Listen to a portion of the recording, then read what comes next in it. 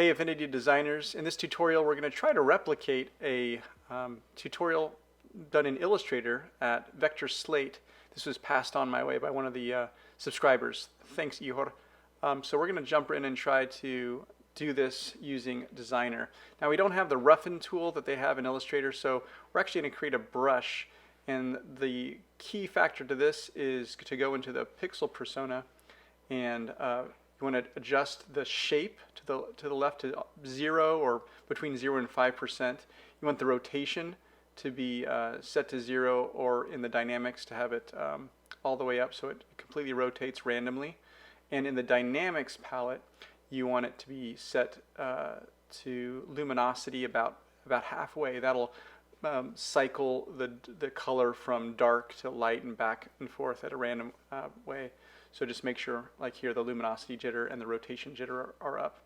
So you get this brush, and if you play around with the settings, you can get a softer or sharper kind of hairstyle, depending what you're going for. By holding down the Shift key, I can drag a straight line across, and then by going it over a few times, I can build up a thicker, a more fuzzy kind of line. You can also experiment with using opacity and kind of building up some values if you like. I shrunk it down a little bit, and you notice that it's a transparent background, since in the document setup I checked the transparent background option.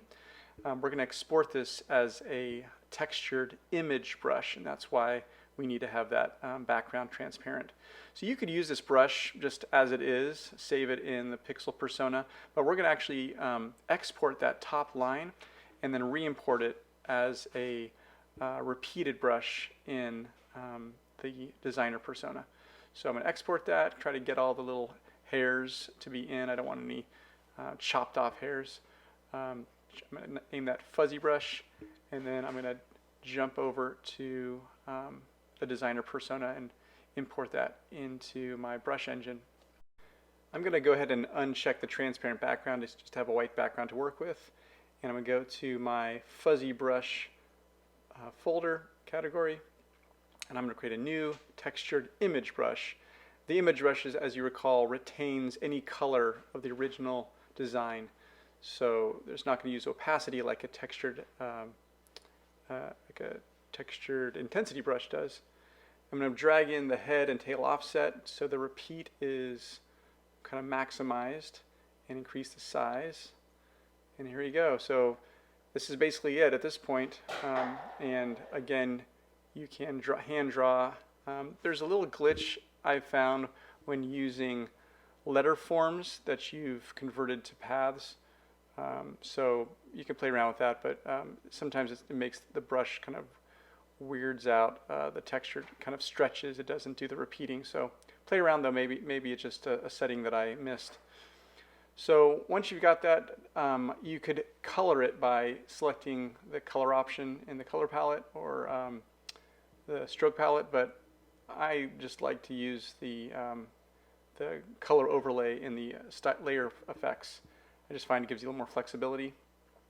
And then I right-click and made that a pixel layer, so that I could use it as a clipping path for shading and highlights that I'm going to just hand shade in. I'm just going to go in this quickly. This is not a very professional or quick job, but just to give you the sense when you compare it with the original tutorial. Here I'm just using the smudge tool to soften some of the hairs. That flow is way too high, so I found that 10 or lower gives you a little bit more control and more subtle effect. To mimic that tail, I'm just going to make a copy of the brush and adjust the size variance slider to the right, and then use my pressure sensitivity on my tablet to make a thin to thick option here. And I was playing around with creating a style, but when I did, it took away the taper, so I'm going to have to add the color overlay here by hand manually. Obviously I'd want to rethink how I did that just to make everything match. Well, thanks for watching. Hope you learned something. If you did, give me a thumbs up. Try playing around with this technique and seeing what else you can come up with. There's probably a whole ton of applications for furry and hair effects. Catch you next time.